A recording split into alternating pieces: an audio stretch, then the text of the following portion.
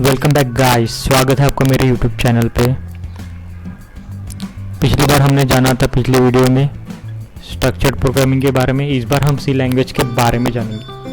So that's why हम देखते हैं कि सी लैंग्वेज क्या है। देखिए, C programming is a general purpose programming language. C language एक जनरल पर्पस प्रोग्रामिंग लैंग्वेज है। इसका मतलब ये है कि ये प्रोग्रामिंग जनरली हमारे जो डिवाइसेस इलेक्ट्रॉनिक डिवाइसेस उसमें यूज़ होती है, इसलिए इसको जनरल पर्पस कहा जाता है। C language develop in 1972 by Dennis Ritchie at the Bell laboratories. देखिए, जो सी लैंग्वेज है इसे डेवलप किया है डेनिस रिचे ने। कब? 1972 में। कहा? बेल लेबोरेटरीज में। देखिए, ये बेल लेबोरेटरीज यूएसए में है, अभी भी है। आप इंटरनेट पे सर्च कीजिए, आपको मिल जाएंगे। इसके बारे में इंफॉर्मेशन आप इंटरनेट पे देख सकते हो। C is a most widely used computer language. क्योंकि सी लैंग्वेज मोस्टली अभी भी यूज़ हो रहा है, क्योंकि इसमें आप किसी भी डिवाइसेस के लिए एप्लीकेशंस बना सकते हो। C is a structured language. ये एक स्ट्रक्चर्ड लैंग्वेज है। फीचर ऑफ सी लैंग्वेज, चलिए देखते हैं कि फीचर्स क्या है इस लैंग्वेज के। Simple. C is a simple language that it provide structured approach मतलब to break problem into parts, structured approach, the rich set of library function data types etc. ठीक है, सी लैंग्वेज इसलिए simple है क्योंकि एक structured approach है। इसका एक बेसिक स्ट्रक्चर ही होता है, तो हमें कुछ अलग स्ट्रक्चर में चीज़ का प्रोग्राम का स्ट्रक्चर दूसरा रखने की ज़रूरत ही नहीं है। ये एक सी लैंग्वेज में rich set of library functions, इसमें ऐसे बड़े बड़े लाइब्रेरी है जिसमें ऐसे फंक्शंस जो हमारे लिए यूज़फुल है। इसमें डेटा टाइप्स भी है जो कि बेसिक नीड ही होती है प्रोग्रामिंग लैंग्वेज की। इसका दूसरा फीचर है मशीन इंडिपेंडेंट और पोर्टेबल। देखिए, सी लैंग्वेज ये मशीन इंडिपेंडेंट है। देखिए, unlike assembly language, C programs can be executed on different machine with some machine specific changes. Therefore C is a machine independent language. Unlike assembly language के अलावा C program ये execute होते हैं different machine पे। जैसे मैंने आपको कहा था, किसी भी मशीन में अपना डिवाइस हो गया, स्मार्टफोन डिवाइस हो गया, या फिर छोटा सा प्रोसेसर हो गया, या फिर एलईडी लाइट्स का सर्किट हो गया, उस सर्किट में प्रोग्रामिंग करने के लिए ये जो सी लैंग्वेज है ये किसी भी सर्किट में या फिर किसी भी आप कोई भी डिवाइसेस में इसमें प्रोग्राम करते हो। इसका मतलब ये पोर्टेबल भी है और इंडिपेंडेंट भी है। ठीक है, मिड लेवल प्रोग्रामिंग लैंग्वेज। अब ये मिड लेवल क्यों कहा है, चलिए देखते हैं। Although C is intended to do low level programming, it is used to develop system application such as kernel, driver etcetera. देखिए, सी इसका जो इंटेंडेड है, बनाया गया है इसे लो लेवल प्रोग्रामिंग के लिए। It is used to develop system application such as kernel होता है, ड्राइवर कर्नल में अपने ऑपरेटिंग सिस्टम्स की इंफॉर्मेशन होती है। कर्नल बेसिकली ऑपरेटिंग सिस्टम के लिए बना होता है। और ड्राइवर के बारे में भी आपको बताता हूँ। ड्राइवर मतलब हार्डवेयर को कनेक्ट करने के लिए, सॉफ्टवेयर के साथ जोड़ने के लिए ड्राइवर होता है। ड्राइवर भी एक सॉफ्टवेयर प्रोग्राम होता है, लेकिन वो जोड़ता है दोनों को। ठीक है, जैसे सिस्टम सॉफ्टवेयर हमारा ऑपरेटिंग सिस्टम होता है। अब हमें अगर उसको स्पीकर जोड़ने हैं तो स्पीकर सिस्टम सॉफ्टवेयर को जोड़ने के लिए ड्राइवर चाहिए, ड्राइवर सॉफ्टवेयर। ये ड्राइवर्स बनाने के लिए, साउंड ड्राइवर्स बनाने के लिए, जैसे फॉर एग्जांपल साउंड ड्राइवर्स, इसे बनाने के लिए सी लैंग्वेज में प्रोग्राम होते हैं इस ड्राइवर से। तो होता क्या है बेसिकली, अभी हमें बीच में स्पीकर फॉर एग्जांपल अटैच की लैपटॉप, तो वो अटैच करने के लिए मिड लेवल का काम कर रहा है सी लैंग्वेज का प्रोग्राम जो ड्राइवर है। ठीक है, it's also support feature of high level language. ये ऑल्सो सपोर्ट करता है हाई लेवल लैंग्वेज के feature. That's why it is called mid level, इसलिए इसे मिड लेवल लैंग्वेज कहा जाता है। Structured programming language, C is a structured programming language in the sense that we can break program into parts using function. Structured programming language है इसलिए क्योंकि इसके programme को हम ब्रेक कर सकते हैं वेरियस पार्ट्स में, सच एज फंक्शंस मैंने आपको बताया था, is a set of instruction that perform specific task. So it is easy to understand and modify. Function also provide code usability. ये इजी टू अंडरस्टैंड है और मॉडिफाई भी कर सकते हैं हम इसमें। ये फंक्शन प्रोवाइड करता है कि कोड को रीयूजेबिलिटी के लिए हमें फंक्शन एक बार डिफाइन करना होता है, फिर बार बार उसको यूज़ करना होता है। Rich library, C provides lots of inbuilt function that makes development fast. C provide C language में इतने सारे लाइब्रेरीज हैं जिसमें इनबिल्ट फंक्शंस है जो सी के द्वारा हमें प्रदान किए जाते हैं। इससे डेवलपमेंट हमारा फास्ट होता है।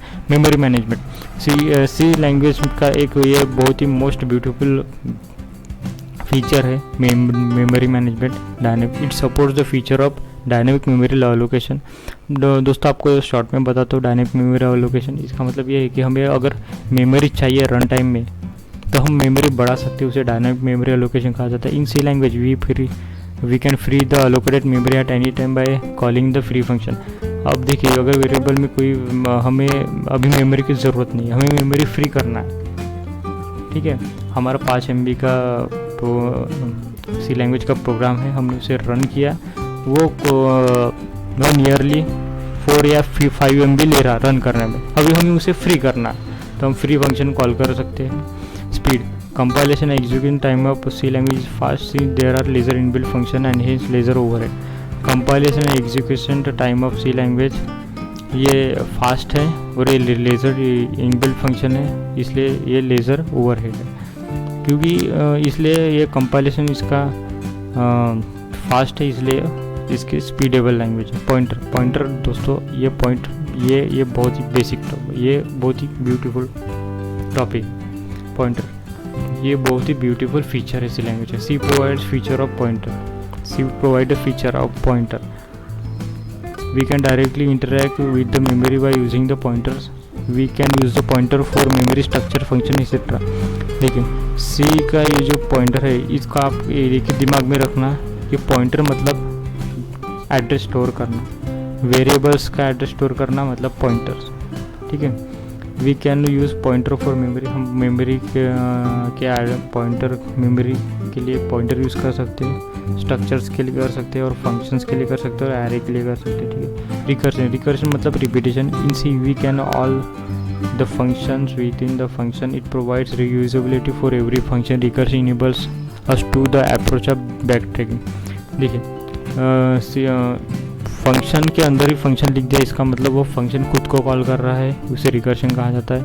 वो रीयूजेबिलिटी को एवरी फंक्शन को वो प्रोवाइड कर रिकर्शन ये फीचर प्रोवाइड करता है रीयूजेबिलिटी एवरी फंक्शन के लिए। हमें बैक ट्रैकिंग से बचाता है रिकर्शन, ठीक है। रिकर्शन हमें वो बार बार यूज़ करने के लिए हम यूज़ कर सकते हैं। मतलब ये फीचर ऐसा है रिकर्शन कि हम बैक ट्रैकिंग अवॉइड कर सकते हैं, ठीक है। बैक ट्रैक मतलब फिर से बार बार वापस वही करना, इससे अच्छा आप फंक्शन के अंदर फंक्शन लिख दो, simple extensible. C language is extensible because it can easily adopt in future. C language extensible है क्योंकि वो इसमें इजीली वो न्यू फ्यूचर हमेशा वो ऐड करते रहता है। Structure of C program. देखिए अभी हम स्ट्रक्चर का सी प्रोग्राम का स्ट्रक्चर क्या होता है वो जानेंगे। C program is a collection of one or more function. Every function is a collection of statement perform some specific task. देखिए सी प्रोग्राम एक कलेक्शन होता है वन और मोर फंक्शन का। Every function is a collection of statement. Function में collection of statements होते हैं जो specific task perform करते हैं। स्ट्रक्चर ऑफ सी प्रोग्राम में का स्ट्रक्चर आइए जानते हैं। Include header file section. दोस्तों ये मोस्ट इंपॉर्टेंट है, अगर आपने ये हेडर फाइल इंक्लूड ही नहीं किया तो रन आपका प्रोग्राम रन ही नहीं होगा, एरर शो करेगा। C program depends upon the header file function definition that are used in program. Each header file extension is .h. The file is included by #include as given below. ठीक है। Each header file contain C language की header file में .h से include होता है, .h होता है इसका extension. The file is included by, ये फाइल इंक्लूड की जाती है #include as given below, नीचे दिए गए एग्जाम्पल के द्वारा। For example in #include stdio और .h और #include conio.h. Global declaration. This section declare some variable that are used in inside the function और होल प्रोग्राम। ये ग्लोबल डिक्लेरेशन मतलब कि इसमें जो वेरिएबल डिक्लेयर होते हैं वो हम फंक्शन के अंदर भी यूज़ कर सकते हैं और होल प्रोग्राम या फिर फंक्शन का आउटसाइड भी यूज़ कर सकते हैं। This variable are called global variable. इस वेरिएबल को हम ग्लोबल वेरिएबल कहते हैं। Main function. Every C program must have main function. ठीक है, कौन सा भी सी प्रोग्राम हो उसमें मेन फंक्शन होगा ही होगा। Main function is the starting of every C program. C program का स्टार्टिंग ही मेन फंक्शन से होता है। The program starts with opening and closing. ये प्रोग्राम स्टार्ट होता है मेन फंक्शन का ओपनिंग ब्रेस और क्लोजिंग ब्रेस। डिक्लेरेशन पार्ट का declare the inter variable that are used in executive part. Declaration part declare inter variable that are used in executive part. Declaration मतलब declare करना variable. The initialization of variable also done. Initialization of variable मतलब हमें variable declare किया उसमें हम value डालेंगे 4 5 for example integer ये equal to 4 मतलब हमने डिक्लेयर किया इंटीजर ये नाम का वेरिएबल इंटीजर टाइप का वेरिएबल और उसमें 5 ये इंटीजर वैल्यू स्टोर कर दी। उसे जो स्टोर कर दी वैल्यू उसे हम इनिशियलाइजेशन ऑफ वेरिएबल कहते हैं। ठीक है। Executable part the part contains the moments of variable. This part contains set of statement or single statement include within curly braces. इस पार्ट्स में मूवमेंट्स वेरिएबल के मूवमेंट्स होती है मतलब वेरिएबल में वैल्यू स्टोर होती है dynamically. This part contain set of statements or single statement include by. जब इस पार्ट में होता है कि सेट ऑफ स्टेटमेंट्स होते हैं सिंगल स्टेटमेंट भी होता है वो सब होता है और ये इंक्लूड होते हैं वो फंक्शन वो कर्ली ब्रेसेस के अंदर उसे कहते हैं एग्जीक्यूटिव पार्ट। जिसे हम एग्जीक्यूट करना चाहते हैं ना उसे एग्जीक्यूटिव पार्ट कहा जाता है। User defined function the function defined by user are called user define function. जो फंक्शन यूज़र डिफाइन करता है या फिर प्रोग्रामर डिफाइन करता है उसे यूज़र डिफाइन फंक्शन कहते हैं। दोस्तों फंक्शन दो टाइप के होते हैं यूज़र डिफाइन। ये यूज़र डिफाइन फंक्शन है। ठीक है। The function contain return type body and parameter. देखिए दोस्तों फंक्शन में होता है रिटर्न टाइप बॉडी होती है बॉडी के अंदर कोड होता है और रिटर्न टाइप के बाद फंक्शन नेम होता है उसमें पैरामीटर होते हैं सिंपल ब्रैकेट में। हम जब ये टॉपिक आएगा आपको डेप में एक्सप्लेन करूँगा। अभी के लिए ये फीचर है सो आपको ये अभी के लिए इतना ध्यान रखना है। ये फीचर है हमारा ये हमारा स्ट्रक्चर है सी प्रोग्राम का। User data function are define inside और आउटसाइड डोमेन। ये फंक्शन जो हम डिफाइन करते हैं ये इनसाइड भी मेन क्या है इनसे मेन फंक्शन की इनसाइड कर सकते हैं फिर आउटसाइड भी कर सकते हैं। Comments the comments are the statement that are completely ignored by the compiler of language। Comments जो होते हैं जितने भी लैंग्वेजेस है उतने कमेंट्स होते ही है जो कंपाइलर सी लैंग्वेज का जो कंपाइलर है इग्नोर करता है उसे कमेंट स्टेटमेंट कहा जाता है। कमेंट्स रिटर्न बाय प्रोग्राम करते हैं डेटा प्रोग्राम। कमेंट्स ये प्रोग्राम के द्वारा रिटर्न के लिखे जाते हैं जो कंपाइलर जो प्रोग्राम को डेटा बनाता है। The compiler does not execute the comments. Compiler comments को वाले स्टेटमेंट्स को एग्जीक्यूट नहीं करता। ये दोस्तों ये ब्लॉक डायग्राम है आपके समझ के लिए आपको समझ में आ जाएंगे। इंक्लूड हेडर फाइल सेक्शन जो हमने हेडर फाइल देखी थी हैश इंक्लूड stdio.h और conida.h ये यहाँ पे आएगा। ग्लोबल डिक्लेरेशन मतलब ग्लोबल वेरिएबल फंक्शन हम उसके बाद में डिक्लेयर करते हैं। फिर मेन फंक्शन होता है। Main function without main function program can't execute C program can't execute. उसमें मेन फंक्शन के अंदर डिक्लेरेशन पार्ट यहाँ पे हम वेरिएबल या फिर फंक्शन डिक्लेयर कर सकते हैं। एग्जीक्यूशन पार्ट जो हमें एग्जीक्यूट करना है एडिशन करनी है सब्ट्रैक्शन करनी है वो एग्जीक्यूशन पार्ट हो गया। वो स्टेटमेंट्स एग्जीक्यूशन पार्ट में आएंगे। कमेंट्स ये हम रीडेबिलिटी बढ़ाने के लिए डालते हैं कमेंट्स बेसिकली। ये जो स्टेटमेंट है यहाँ पे ये मल्टी लाइन कमेंट है। सिंगल लाइन भी होता है सिंगल लाइन में डबल स्लैश होता है सिर्फ। ये यूज़र डिफाइंड फंक्शन यहाँ पे ये जो फंक्शन है यहाँ पे डिक्लेयर करेंगे कोई भी यूज़र ग्लोबल डिक्लेरेशन सेक्शन में उसे डिफाइन मेन के बात कर सकता है। ठीक है। या फिर वहाँ पे भी कर सकता है। फॉर एग्जाम्पल के लिए ये देखते हैं। देखिए ये यहाँ पे हमने सिर्फ हेलो वर्ल्ड हम प्रिंट कर रहे हैं। ये हेडर फाइल से हमने यहाँ पे दो इंक्लूड किए hash include stdio.h hash include conio.h। फिर मेन फंक्शन लिखा है void main फिर कर्ली ब्रेसेस उसमें लिखा है प्रिंट अप हेलो वर्ल्ड फिर गेट ch ताकि इस प्रोग्राम का एग्जीक्यूशन हो जाए और कर्ली ब्रेस क्लोज किया तो दोस्तों हमें प्रिंट होगा हेलो वर्ल्ड। आपको ज़रा सा भी टेंशन मत लीजिएगा। मैं आपको फुल एक्सप्लेन करूंगा। ये थ्योरी पार्ट है। 2-3 लेक्चर ऐसे 2-3 वीडियो मेरे ऐसे ही थ्योरी पे आएंगे। उसके बाद एक बार प्रोग्रामिंग स्टार्ट हो गई तो दोस्तों आपको टेंशन लेने की ज़रूरत नहीं। आपको कंप्लीट मैं करा दूंगा। आप हमारे साथ जुड़े रहिए। अभी के लिए इतना ही।